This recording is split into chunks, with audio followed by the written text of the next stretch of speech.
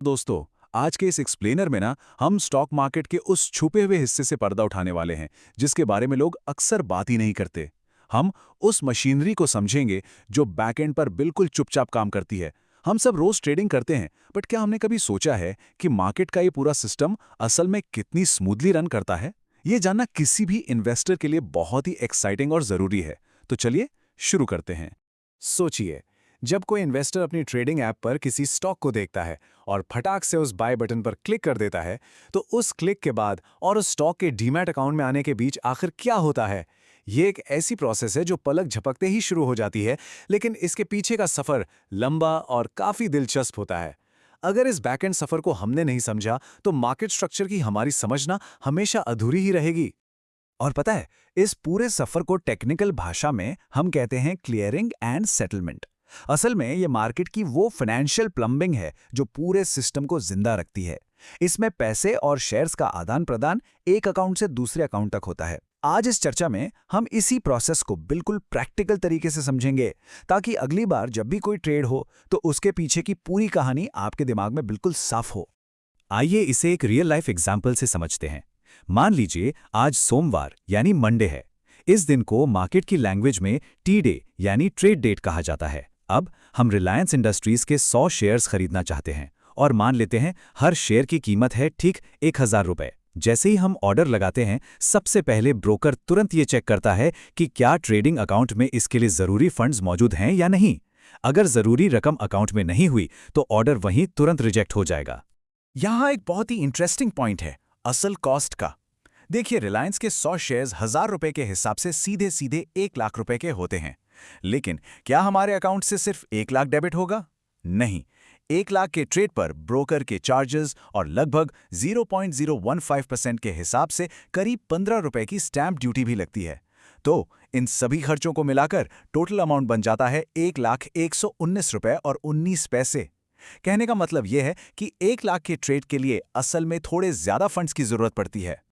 अब जो सबसे महत्वपूर्ण बात यहाँ नोटिस करने वाली है वो ये है कि टी डे पर, यानी जिस दिन हमने ऑर्डर प्लेस किया है, वो पूरा पैसा अकाउंट में तुरंत ब्लॉक हो जाता है। लेकिन क्या शेयर्स तुरंत डीमैट अकाउंट में आ गए? बिल्कुल नहीं। पैसा तो अकाउंट पे ब्लॉक हो चुका है, लेकिन शेयर्स अभी तक डीमैट अकाउंट तक नहीं पहुंचे हैं। ये दोनों चीजें एक ही वक्त पर नहीं होती हैं, इसमें थोड़ा फासला होता है। पर एक जरूरी काम उसी टी डे पर जरूर होता है। ब्रोकर एक कॉन्ट्रैक्ट नोट जनरेट करके आपकी रजिस्टर्ड ईमेल आईडी पर भेजता है। ये कॉन्ट्रैक्ट नोट असल में एक डिटेल्ड डेली बिल की तरह होता है। इसमें उस दिन के सभी ट्रांजैक्शंस का पूरा ब्यौरा, ट्रेड रेफरेंस नंबर्स और सभी छोटे बड़े चार्जेस का एकदम क्लियर ब्रेकडाउन शामिल होता है। ये एक बहुत ही इंपॉर्टेंट प्रूफ और रिकॉर्ड है जिसे हमेशा संभाल कर रखना चाहिए।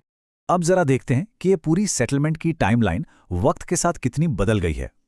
पहले के समय में सेटलमेंट T+2 पर होता था, यानी अगर मंडे को ट्रेड हुआ है तो सेटलमेंट वेंसडे को जाकर पूरा होता था। लेकिन आज का दौर बिल्कुल अलग है। अब सेटलमेंट T+1 पर होता है, यानी ठीक अगले दिन ट्यूसडे को। इस बदलाव की इंपॉर्टेंस को समझना सच में बहुत जरूरी है। पुराने T+2 सिस्टम में बायर्स को अपने ही खरीदे हुए एसेट्स के लिए वेंसडे तक का एक लंबा इंतजार करना पड़ता था। पर अब इस नए T+1 सिस्टम की वजह से मंडे को खरीदे गए शेयर्स सीधे ट्यूसडे को, यानी ठीक अगले ही दिन डीमैट अकाउंट में क्रेडिट हो जाते हैं। ये नया सिस्टम पहले के मुकाबले कितना तेज और एफिशिएंट हो गया है ना, ये सच में काबिले तारीफ है। और यहाँ एक ऐसी बात है जिस पर हम सभी को गर्व होना चाहिए। जनवरी 2023 में इंडिया पूरी दुनिया का सबसे पहला ऐसा देश बन गया जिसने अपने स्टॉक एक्सचेंजेस पर लिस्ट हुए सभी स्क्रिप्ट्स के लिए T+1 सेटलमेंट सिस्टम पूरी तरह से इंप्लीमेंट कर दिया। सोचिए, ग्लोबल फाइनेंशियल मार्केट्स में भारत ने सेटलमेंट स्पीड के मामले में बाकी सभी डेवलप्ड देशों को पीछे छोड़ दिया है। ये लिटरली एक बहुत बड़ा माइलस्टोन है।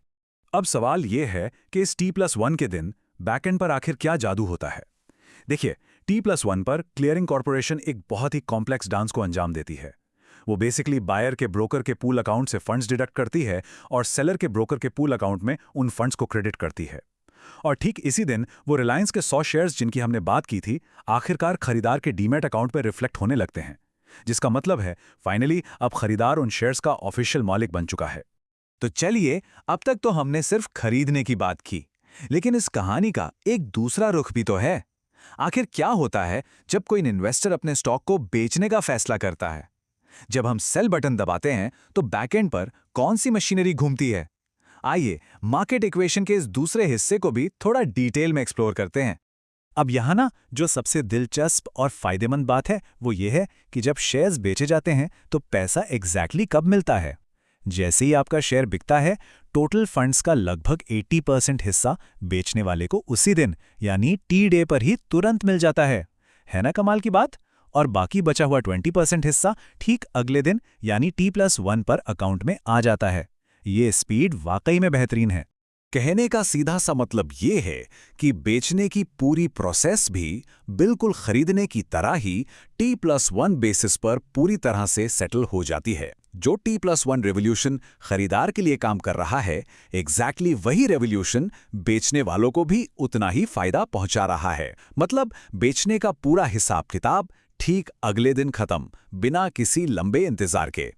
लेकिन ठहरिए, बेचते वक्त एक और बहुत ही ज़रूरी और रिलेटिवली नई प्रोसेस होती है जिसे ईयर मार्किंग कहते हैं। होता क्या है कि जब भी शेयर्स बेचे जाते हैं वो तुरंत डीमैट अकाउंट से निकाले नहीं जाते। उसके बजाय उन पर एक टेम्पररी होल्ड लगा दिया जाता है और इसी होल्ड को टेक्निकली ईयर मार्किंग कहते हैं। ये असल में एक सुरक्षा चक्र है जो शेयर्स को क्लियरिंग कॉर्पोरेशन तक भेजे जाने से पहले उनकी हिफाजत के लिए बनाया जाता है। अब आप सोच रहे होंगे कि आखिर इस ईयर मार्किंग सिस्टम की ज़रूरत ही क्या थी। इसके लिए पुराने सिस्टम को समझना होगा। पहले क्या होता था, ब्रोकर इन्वेस्टर के डीमैट से शेयर्स निकालकर अपने ब्रोकर पूल अकाउंट में रख लेता था। इस दौरान एक बहुत बड़ा रिस्क ये बना रहता था कि ब्रोकर शायद उन शेयर्स का गलत इस्तेमाल यानी उन्हें मिसयूज कर ले। इसी रिस्क को खत्म करने के लिए नवंबर 2022 में सेबी ने ईयर मार्किंग को बिल्कुल लाजमी कर दिया।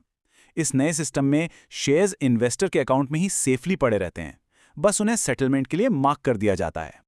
और इसका असर क्या हुआ, ये जानना हमारे लिए सच में बहुत मायने रखता है। देखिए, ईयर मार्किंग आने की वजह से अब ब्रोकर्स को क्लाइंट्स के शेयर्स अपने अकाउंट में रखने की जरूरत ही पूरी तरह से खत्म हो गई है। इस एक सिंपल से नियम ने एसेट मिसयूज के रिस्क को जड़ से उखाड़ फेंका है। ये बदलाव हम जैसे रिटेल इन्वेस्टर्स के लिए सच में एक बहुत बड़ा और मजबूत सेफ्टी नेट बनकर सामने आया है। तो सोचकर देखिए, एक तरफ दुनिया में सबसे तेज T+1 सेटलमेंट की स्पीड और दूसरी तरफ ईयर मार्किंग जैसा जबरदस्त सेफ्टी नेट। आज का इंडियन स्टॉक मार्केट पहले से कहीं ज्यादा ताकतवर, तेज और सुरक्षित हो चुका है। लेकिन जैसा कि हम जानते हैं, टेक्नोलॉजी कभी रुकती नहीं है।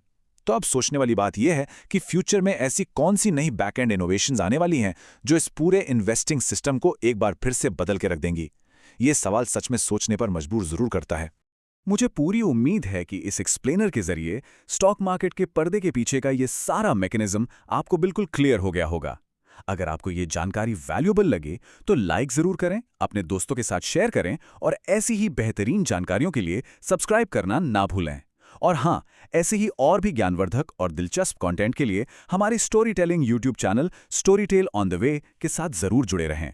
और अगर आप एक नया डीमैट अकाउंट खोलना चाहते हैं तो बायो में दिए गए लिंक पर अभी क्लिक करें। आज के लिए बस इतना ही, मिलते हैं अगली चर्चा में।